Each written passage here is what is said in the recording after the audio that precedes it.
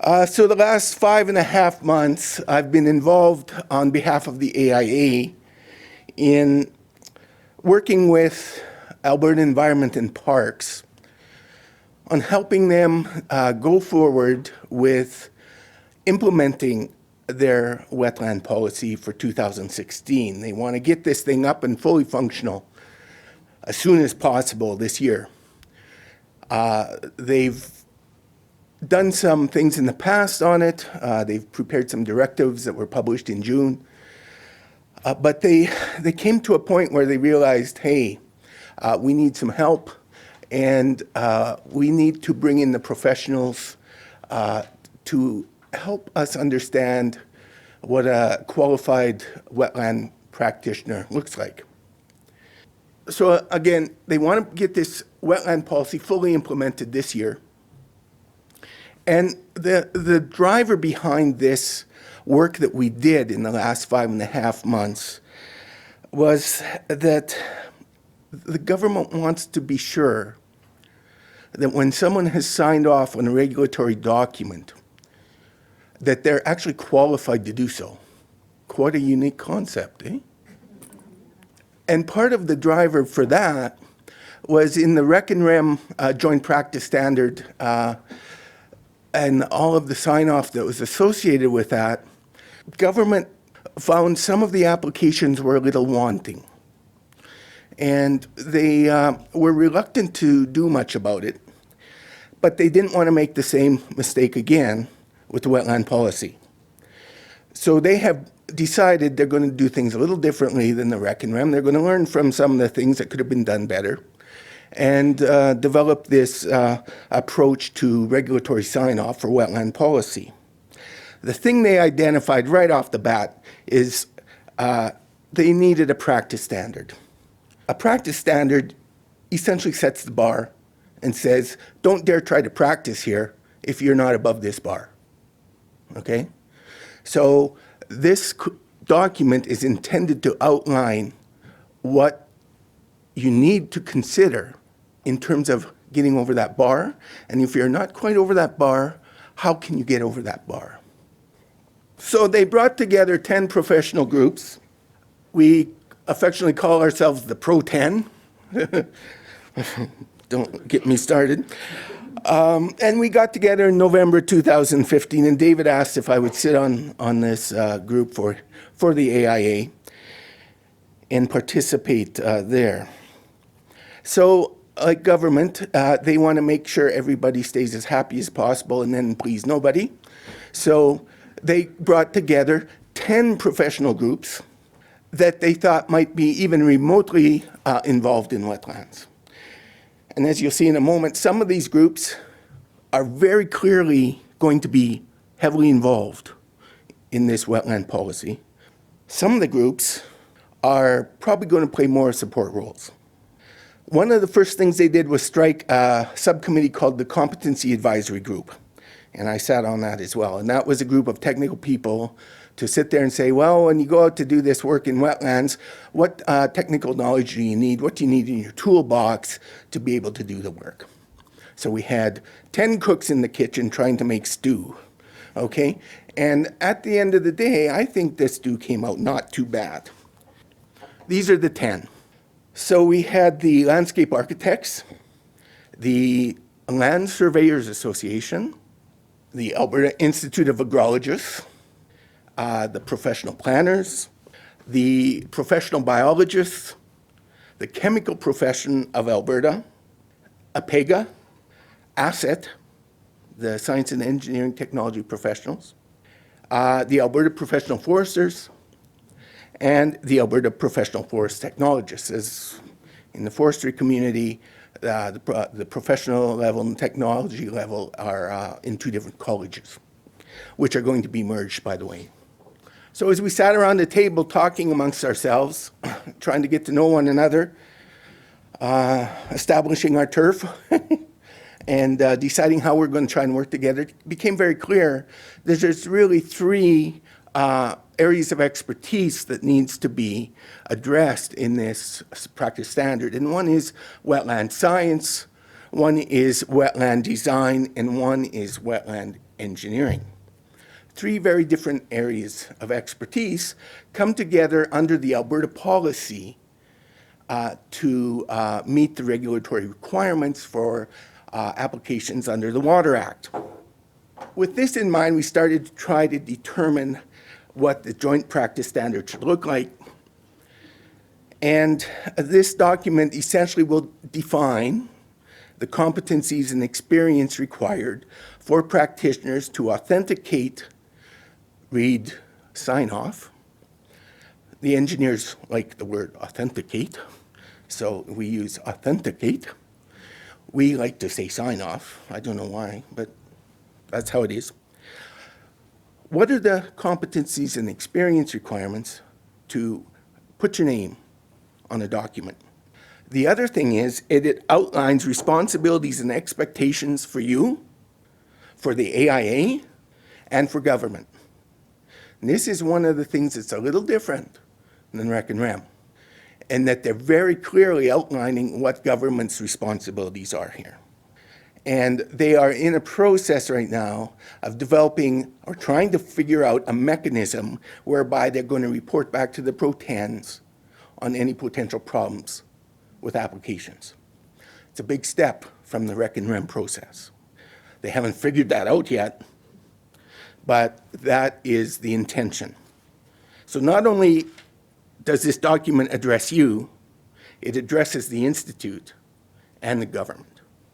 So what is it that has to be addressed for yourself in terms of a wetland practitioner? And there's really three things. First thing is you have to be a member in good standing and registered with one of the Pro-Ten.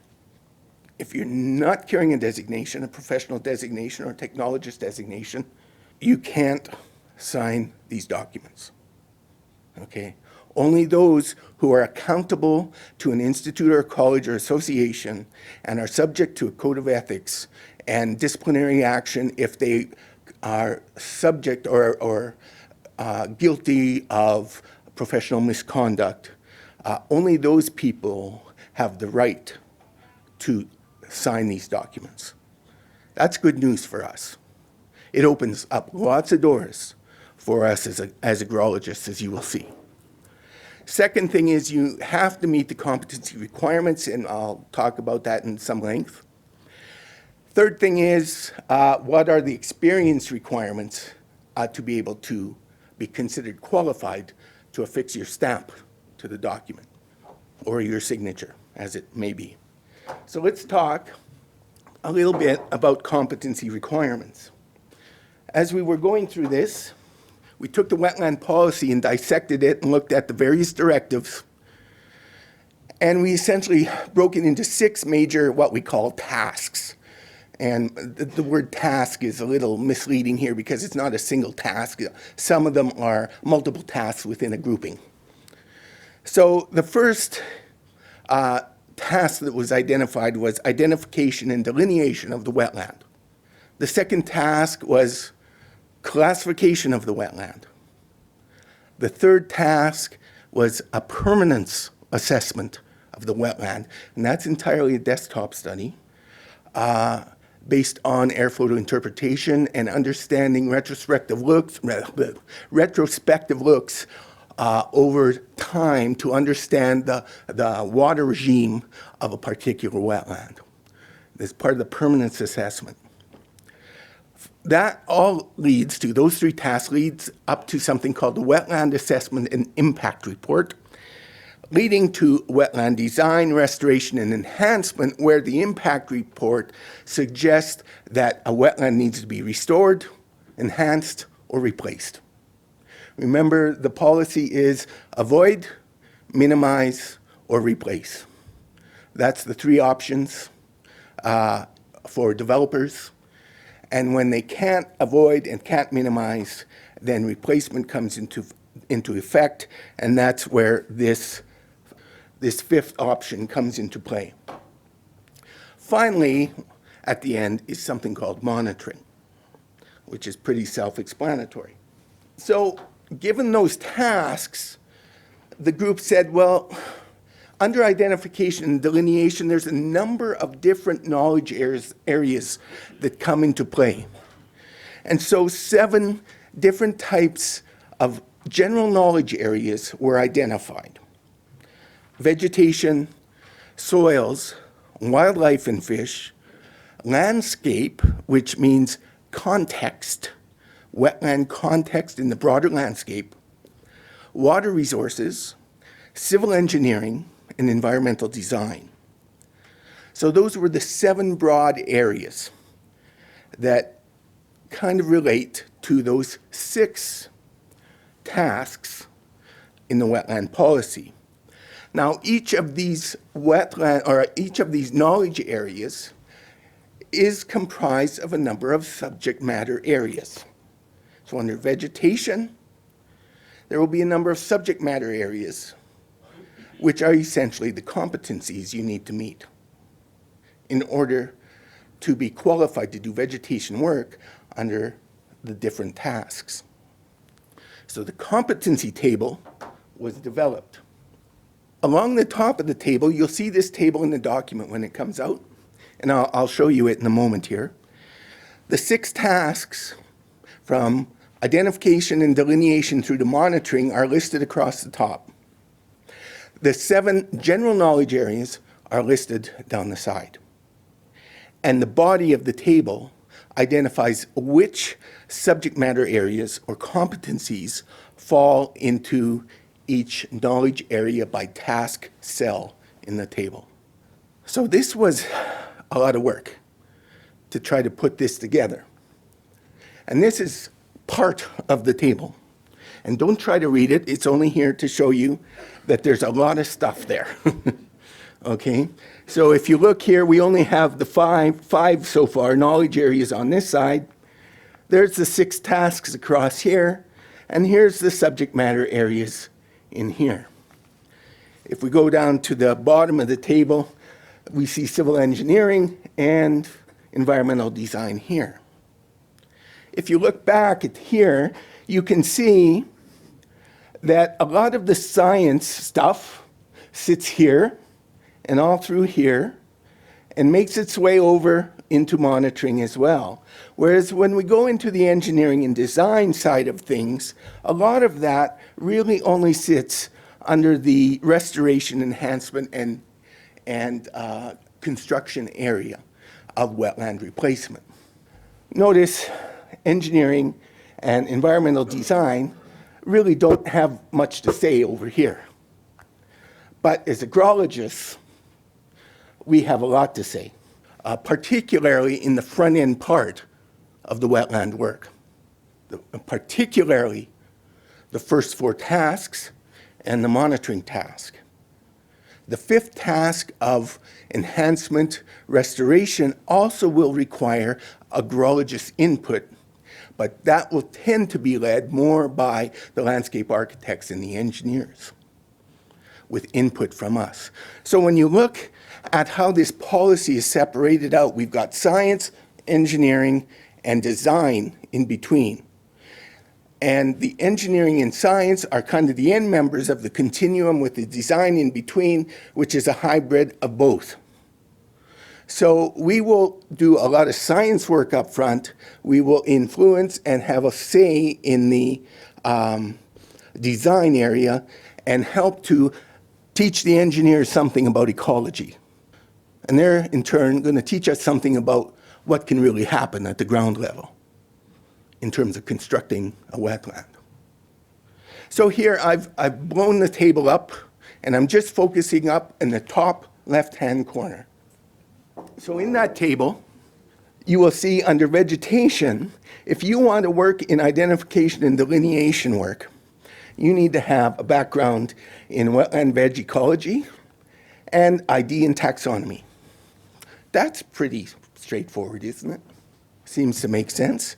If you're going to identify where the wetland vegetation ends and where the transitional upland vegetation starts, you need to know something about that. On the soil side, in terms of hydric soils, you need to know something about how soils form, how those hydric soil processes function.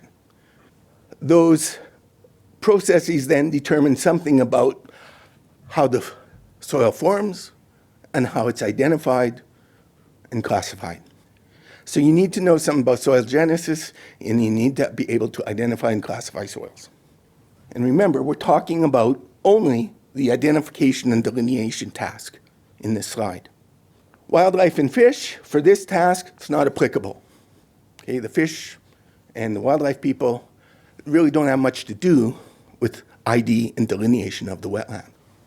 In the context or the landscape context area, you need to be able to demonstrate competence in these areas. Air photo interpretation, because that's critical to this work. You need to understand some GIS, and you need to be able to use GPS systems, because you're going to be using that to outline the boundaries of a wetland. And you need to be able to be intelligent and have something to say about the land use types in the area. Water resources, you need to know about hydrography, how the wetland fits into the overall picture of the watershed. Its connection to upstream and downstream, if it is such a wetland. Civil engineering and environmental design, not applicable to task. So they're not going to be involved in ID and delineation. So you can see the agrologists, the biologists, to some extent the foresters, are going to be mostly involved in this particular task. Here's another example. If we take the ID work, the classification work, the permanence work, and we put it together into the impact assessment report, you can see that report requires a lot more. You need to be able to demonstrate competence in impact identification, assessment, and mitigation. There is an impact directive that you'll need to follow. Soils, you need to understand the properties, physical and chemical properties, so some soil physics and soil chemistry, as well as impact identification, assessment, and mitigation, because it's often these properties that are impacted. Wildlife and fish, there's some work for the biologists in terms of the fish and the waterfowl and things such as that. Landscape, the same four again. Water resources, a little more complicated. What is the impact on the hydrology of the site, the water regime of the site, the water chemistry of the site, the hydrography, again, the same as ID, and impact identification, assessment, and mitigation. What this is showing you is that as you move along that continuum of tasks, there's going to be a point where you're going to find that you may run out of the necessary background to do the report. That is good instruction to you for your CCP. Fill those voids if you want to sign off on the where. If you can't be confident that you're competent in these areas. Civil engineering and environmental design with respect to the wetland assessment impact report, again, not applicable. As we go into the replacement side, the construction restoration side, civil engineering and design becomes more prominent. Work experience requirements. There's a lot of debate about this, and government was adamant that they want people that have been registered and accountable for a minimum of 5 years. You need to have maintained your designation as a PAG or RTAG for a minimum of 5 years before you can even begin to think about signing the report. So if you're not at the 5 years yet, you've got time to fill in your gaps. Of those 5 years, at least 3, you have to be able to demonstrate you have 3 years of relevant wetland experience. So if you're just starting out in wetland work, you have at least 3 years, if you've already got 5 years of professional designation, you've got at least another 3 years of wetland work, working with someone before you can sign off. Working with someone who's going to sign the document. You may be able, you can still do the work, but you can't sign the document. Someone has to take responsibility for that work, who's going to sign that document. So find someone that is a little more senior than you and start working with them, get some good experience under them, and then in time you'll be able to sign off on your own if you're not there yet. Yeah, these requirements for anyone who wants to sign the regulatory document, not for people working underneath that, underneath those people. So if you're a junior in your firm, you can do the work under supervision of someone who meets these requirements. That person will do the signing until you come to the point where you can do the signing. Authentication points, and this is the critical part. Where do you sign off? There's 4 areas. One is the Wetland Assessment and Impact Report. That is the most crucial document that determines what happens in terms of replacement, restoration, enhancement, and so forth during the application process. Second is the design and specification plan, which will be developed largely by engineers and landscape architects. I suspect they're going to be looking for agrologists and biologists to help them with some of the ecology and science side of things. Validation of the wetland project is essentially like a completion certificate on construction. Someone has to validate that the wetland has been constructed and restored or whatever according to the design specifications. Finally, there's the verification sign-off point. So there's 4 signatures going to happen here. A verification sign-off point where someone has to verify after at least 5 years post-validation that the wetland is functioning the way it should. So if we look at those tasks, that is where the sign-off points are. Directives to be aware of: you need to have these documents in your back pocket. You need to be aware of these. The Identification and Delineation Directive, the Mitigation Directive, the Impact Directive. You need to be functional, fully functional in the classification system used in Alberta. You need to understand the Alberta Wetland Rapid Evaluation Tool, which is used in association with the impact report to determine the value of the wetland. And there are forms and models used to help you with that evaluation tool. There will be courses coming up on how to use that tool. Right now, nobody knows how to use that tool, so don't feel bad if you don't have a clue what that is. Government knows that. Target dates: June 1st is the launch of the Joint Practice Standard. It's under review by all Pro Tens right now and being finalized. It will be launched on June 1st, and it's going to be launched then so we have the field season to put it into effect and work with. Okay? By September 1st, there will be full implementation of the wetland policy, where government will be using that standard and checking for qualified practitioners, requiring the pros to do so. So you can imagine the Institute's going to be doing some checking to determine that they're qualified to sign off. Finally, there's a lot of information in a short period of time, I know. We've put a web portal up for you on the member home page. Okay? So if you log in, the AIA website with your member login, you will find down at the bottom here, there's a new tab, and if you click down here, that will take you to all the directives, the classification system, etc. So those documents I said you need to be aware of, that's where you get them.